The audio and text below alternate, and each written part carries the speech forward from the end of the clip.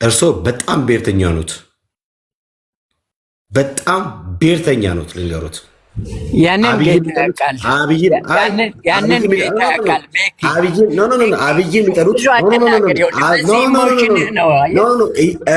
ኢሞሽን አይደለም። እኔ ማውራው እንደዚህ ነው። እኔ ኢሞሽኑኛል። እኔ ማውራው እንደዚህ ነው። እኔ ቶኔ እንደዚህ ነው ማውራው። እንደ ኤድሚ ማውራት አልችልም። እንደ ሳምበዲ ማውራት አልችልም። እንደ ቤካ ነው ማውራው ሳወራ። እርሱ የኦሮሞ ጥላቻ አለቡት፣ በጣም ነው ያለቡት። ዶክተር አብይ አህመድ እሳቸው ከኦሮሞ ብሔር ተወላጅ ስለሆኑ ከዛ ስለወጡ ብቻ ነው እርስዎ ዶክተር አብይን የጠሉት እንጂ እውነታውንማ ያውቁ ነበረ፣ ግን እንዲና ያደርጉ። ይህ ግልጽ ነው። ሀገር አፍራሽ አሉ። እኔ ብዙ አላወራም።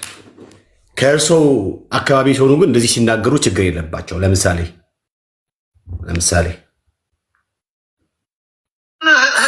ዋጋ ለዚህ ክፉ ሰው ለጨለማ ሰው ሆነ ከሱ ጋር ቁመህ ለምትዋጋ ወታደር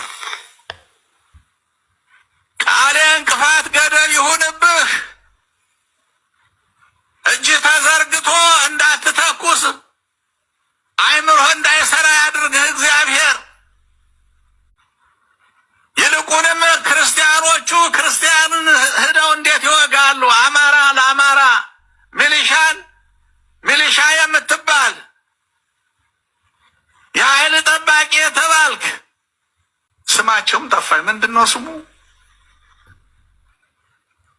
አድማ በታኝ አንተን ይበትንህ መድኃኔዓለም። እነኝህን ሰዎች ወንጌል ስበኩ ብላችሁ የማትሉ ሰዎች እኔ ጋር መታችሁ አንድ ስናገር ወንጌል ስበኩ የምትሉ ሰዎች ግን በጣም ነው የምታስቁኝ። ኤርሚ ይሄንን እንዴት ታየዋለህ? እነዚህ ሰዎች እኮ ከጭንቅ ከመከራ ብዛት ከደረሰባቸው ምንም መከራ ጭንቀት ብሎ አያስተባብሉ። ምንም እንደውም ልንገሩት፣ እርሶ ነው ስፖንሰር የሚያደርጉት። ዋናው ስፖንሰሩ እርሶ ኖት። ያንተን ሜንታሊቲ ነው የሚያሳየው። እርሶ ኖት ስፖንሰሩ። ልንገሩት፣ በውጭ ሀገር ተቀምጠው እንደዚህ ምንድነው ሽፍታ እያደራችሁ ሀገር እንዲጠፋ የሚሰሩት እርሶ ኖት። እንደ እርሶ ያሉ ማለት ነው። የሚገርምህ ነገር እውነት እንነጋገር። አሁን መድረኩን አንተ ስለተቆጣጠርከው እርሶ መታገል ከፈለጉ ሀገር ይግቡ። የድሃ ልጅ አስፈጁ።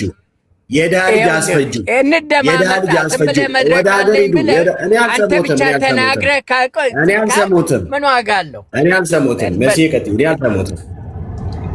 አይ መደማመጥማ አለብን። ከተወራ በሌ መሰማት አለበት። ወንድምነት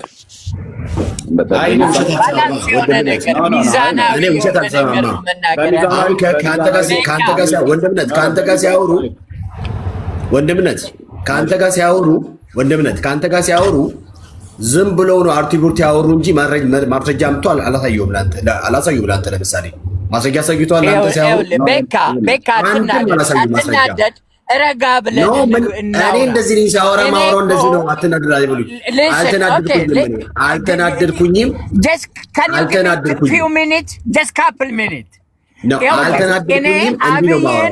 አብይን ሙሴ ነው ብዬ ስል አገሪቱን ወደ አንድነት የሚያመጣ የዘር ፖለቲካን የሚያፈርስ በፍቅርና በሰላም የሚያስተሳስር መስሎኝ ነበር። ለኤርሚም ሆነ ለአንተ እግዚአብሔር ይግለጽላችሁ እንጂ ይሄ ሰውዬ ከሩዋንዳ እልቂት እንደሚያመጣ እየሰራ ያለው ተንኮል አንድ ነገር ልንገር፣ እርሶ ኖት ተንኮል የሚሰሩት በውጭ ሀገር ተቀምጠው። እርሶ ኖት። እግዚአብሔር ያውቃል። ተደማምጠን እናውራ ፕሊስ። ያውሩ ታቸው ወንድምነት በሌ ያውራ ወንድም። ይኸውልህ እኔ በምንም አይነት ክፋት ሰውን የምጠላበት ምክንያት እኔ እግዚአብሔርን አመልካለሁ እያልኩ እንኳን አገር የሚመራ ተራም ሰው የምነቅፍበትና የማቋሽሽበት ምክንያት የለኝም። የብዙ ነገሮች አሁን ተናግሮ ማያልቅ የተንኮል ስሪቶች እየተቀነባበሩ ያሉ ነገሮች አሉ እንጂ አብይ ዘር ፖለቲካን አጥፍቶ ሁላችንን ተጋብተናል፣ ተጋምደናል፣ ኦሮሞ፣ ኡራጌ ምናምን ብሎ ነገር የለም። በፍቅር አስተሳስሮ ወደፊት ይወስደናል የሚል እምነት ኖሮኝ ነው የመረጥኩት እንጂ እንዲህ አይነት እስቲ አንድ ሁለት ነገር ላንሳልህ። ሁለቱን ነገር ብቻ። ቦምብ የተቀበለለት ቦምብ እንደተመረጠ ሰሞን ቦምብ እንደተወረወረበት ታውቃላችሁ። ቦምብ የተቀበለለት የአዲስ አበባ ልጅ ነው። የሆኑ ሚኒተሪዎች ቤተ መንግስቱ በገቡ ጊዜ እኔ መንግስታችን ተነካ ብለው ከለገጣፎ ብዙ ኦሮሞ ህዝብ ሊመጣ ነበረ፣ ያንን ለማስቀረት ስል እንዲህ አደረግኩ ብለው ሲል ሲያጠነጥን የነበረውን ፖይዝን ህዝብን ጠቅላላ የእሱ አጋር አድርጎ ባለመቁጠር ኦሮሞ ብቻ አጋር እንደሆነ አድርጎ ቦምብ የተቀበለለትን የአዲስ አበባ ልጅ ክዶ ሲነሳ የዛን ጊዜ ነበር ማስተዋል የነበረብን። አሁንም ለአገርና ለአንድነት የሚሰራ ሳይሆን እያባላ ለመቀጠል እንጂ ብዙ አክሰስ አግኝቷል። ፋኖም ከሱ ጋር ነበር የተሰለፈው። ከየትኛውም ክልል የበለጠ በአማራ ክልል ነው አብይን ያነገሱት፣ በጣም ከፍ ያደረጉት። ይሄንን ደግሞ ሁላችሁ የምታውቁት ነው። ሰሚ አዳማጭ ሁሉ የሚያውቀው እውነት ነው። ነገር ግን በዘሩ በአማራነቱ ብቻ ከኦሮሞ ጋር የኦሮሞን ዳይነስቲ መስርቼ ንጉሥ እሆናለሁ የሚል ህልም ይዞ የተነሳ ስለሆነ ጨፈጨፈው። ይሄ እውነት ነው። ይሄ ተደጋግሞ የተደረገ ነገር ነው። በድሮን የራሱን ህዝብ የደበደበ በታሪክ ውስጥ አንድም የለም። አንድ የመጀመሪያው እግዚአብሔር ይህ ሰው ነው ይሄን ያደረገው። እንዲህ አይነት ክፋት ሰርቶ ገና ለገና ወንጌላዊ ነኝ የሚል ስም ስለያዘ ገና ለገና የኦሮሞ ተወላጅ ስለሆነ በኦሮሞ ተወላጅነቱንም አልጠላውም፣ ወንጌላዊ ነኝ ብሎ ስለወራም የብልጽግና ወንጌልን ወይ ስተት ነው አልደግፈው። ያ ነው የኔ አመለካከት። አንድ ጊዜ በጣም እሳቸው ዛሬ ጭንብላቸው ተገልጧል። በነገራችን ላይ መልስ ያውሪና ተዘንቀታቸው ቤት ቀጥሮ ነው። እሺ መሲት አውራና የነበርን ጦርነቶችን ያሳለፍን ሰዎች እኮ እዚህ ውስጥ አለን። እሳቸው ውጭ ሆነው በጣም ስላውለበለቡና የዩቲዩብ ወሬ ስላወሩ የሚያወሩት ነገር እውነት ነው ማለት አይደለም። ይሄ 400 ሰው ቁጭ ብሎ እየሰማቸው ነው። የትኛው ቦታ ነው ድሮን የተደበደበው? የትኛው ፋኖ ነው ከአብይ ጋር ተሰልፎ የነበረው? ፋኖን በትክክል ያውቁታል ወይ? እውነተኛው ፋኖ ማን ነው? አሁን ያሉት የፋኖ ግሩፖችን ለይተው በጠይቃቸው ያውቃሉ? እኚህ ሰውዬ ስልክ የደፈረ ወንጀል የፈጸመ ከእስር ቤት ያመለጠ ጫካ ለጫካ የአማራ ሴቶችን የአማራን ህዝብ ገበሬ ማዳበሪያ እንዳይደርሰው እያደረገ ያለን ወንበዴ እሳቸው ደግፈው የሚያወሩት ምን አይነት ሰው ናቸው እኚህ? ስለዚህ ጥያቄ እየጠየቅናቸው መልስ ይመልሱልን። አንተ የጠቀስካቸው ፋኖች አብይ የላካቸው አደራጅቶ የላካቸው የውሸት ፋኖች ናቸው። እኔ ልንገሮት 3 ቀን በ3 ቀናት ጎንደር በፋኖ ቁጥጥር ስር በነበረች ሰዓት ቦታው ላይ ነበርኩ እኔ። መከላከያ ሰራዊት ከ200 በላይ ሲገደል መተኮስ አቅቶት አይደለም፣ ጀግኖ አይደለም። የአማራ ሽፍታ ነው ምለው እኔ እዛ ጋ የነበረውን ጀግኖ አይደለም። ታንክ ደርድሮ መከላከያ ምዕራብ እዝ ታንክ ደርድሮ ህዝብ ይመታብኛል ብሎ የሲዳማን ልጆች፣ የአፋርን ልጆች፣ የሶማሌ ልጆች ሲገብር የነበረው እርሶ ኢትዮጵያን ሊያቋት ይችላሉ ብዬ አላስብም። ለምን በዚህ ደረጃ ደፍረው ለመናገር እንደዚህ የተንቀጠቀጡ የሚያወሩበት ነገር ቦታው ላይ የነበሩ ሰዎች ደግሞ የእውነት ምስክርነት ይዘው ይመጡ ጥሩ ነው።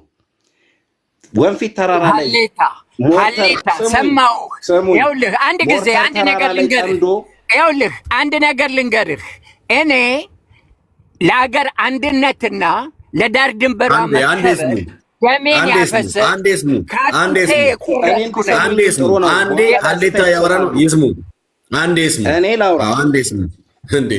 በቦታ የነበረ እርሱ አሜሪካ ተቀምጠው በርገር እየበሉ ነው የሚያስፈጁት።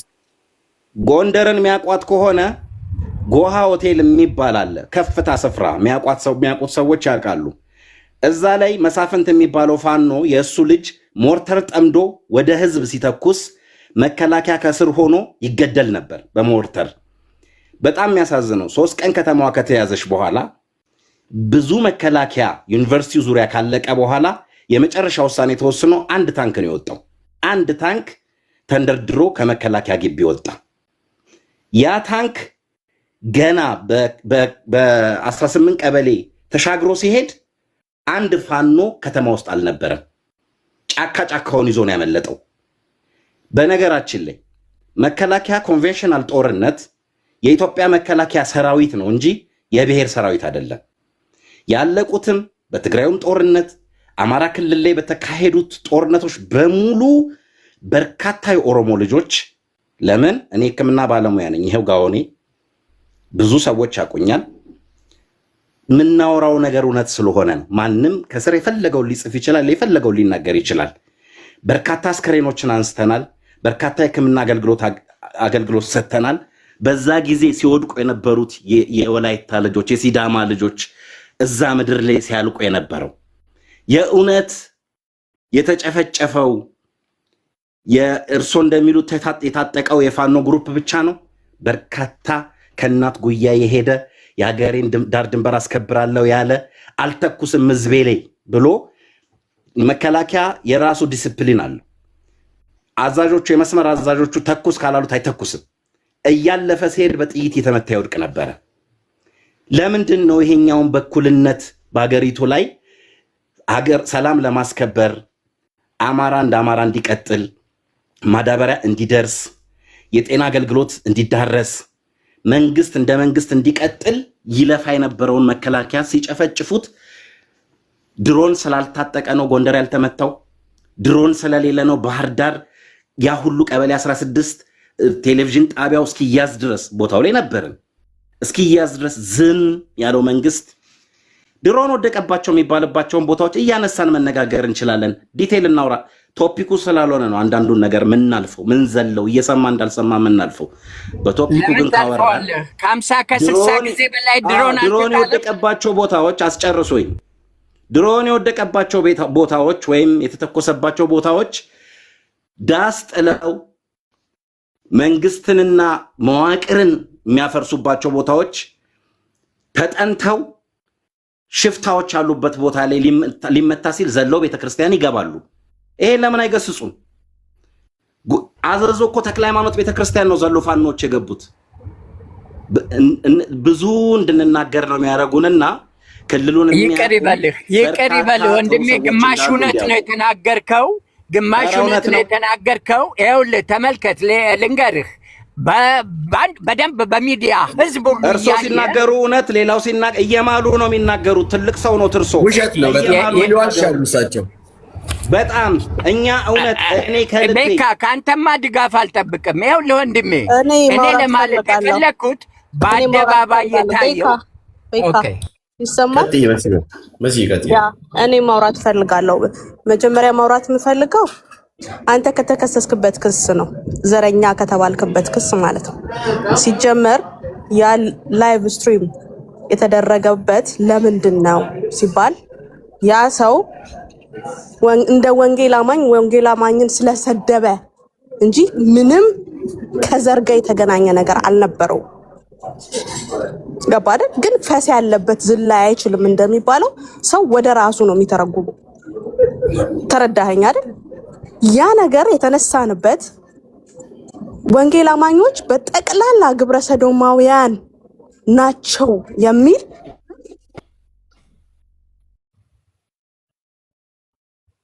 ሜርሲዬ፣ ድምፅሽ ተቋረጠ። ሞድሽ እግዚአብሔር በሚያውቀው ዮናስን ትጨርስ እንዴ? ኦኬ፣ ስልክ ገብቶብኝ ነው። ትንሽ ፔሸንስ ይኑረን። ኦኬ፣ ስልክ ገብቶብኝ ነው። ኦኬ፣ እዛ ጋ ዘር የሚባል ነገር አልተነሳም። ከዛ ምን አለ? አሁን ያለው መንግስት የጴንጤ መንግስት ነው፣ ሰው ገዳይ ነው፣ ጨፍጫፊ ነው አለ። አሁንም እዚህ ጋር ዘር የለም፣ ሃይማኖት ነው ያለው። አሁን ያለው የኦሮሞ መንግስት ነው፣ አማራ ገዳይ ነው አይደለም ያለው። አሁን ያለው የጴንጤ መንግስት ነው፣ ኦርቶዶክስን ገዳይ ነው ያለው። ስለዚህ መነሻ ሀሳባችን ምንድነው? የጴንጤ መንግስት ነው የሚለው። ሁለተኛ ደግሞ ወንጌላውያን አማኞች ግብረ ሰዶማውያን ናቸው የሚለው ነው። ደግሞ ቤካ አይደለም እኔ ነኝ ቻሌንጁን የሰጠሁት ወደ ሀገር ግባ የሚለውን ይሄንን የተናገርከውን ንግግር ኢትዮጵያ ገብተህ ተናገረው። ኦኬ፣ ያንን ቻሌንጅ የሰጠሁት እኔ ነኝ። ሜርሲዬ ይኸውልሽ አሁን አልጨረስኩም ጋሽ በለጠ አልጨረስኩም። ስራ ነኝ፣ ማውራት አልችልም ከዚህ በኋላ። አንዴ ላውራ። ኦኬ። ስለዚህ መጀመሪያ እሱ ላይ የተነሳው ክስ ትክክል አይደለም። እኔ ነኝ ቻሌንጁን ያመጣሁት። እኔ ቤት ነው የተደረገው ንግግሩ። የኔን ሐሳብ አጠንክሮ ነው የተናገረው። መግባት ካልቻልክ እኔ ትኬት እልክልሃለሁ ደርሶ መልስ።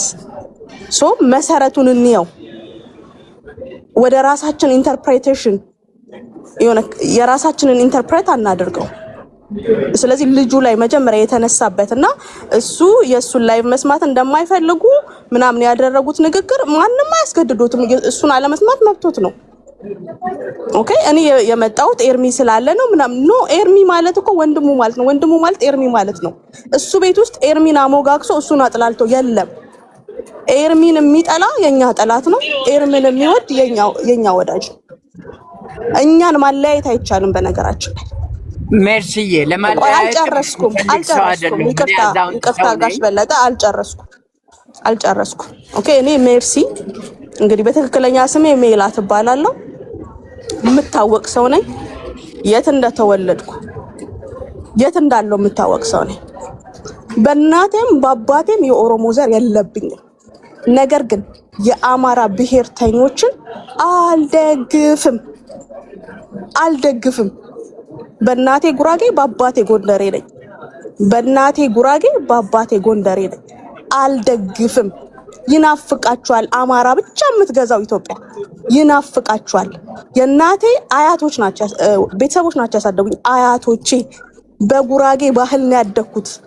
ከሀስከፐ ማነሽ ብትሉኝ እኔ ጉራጌ ነኝ ነው የምለው።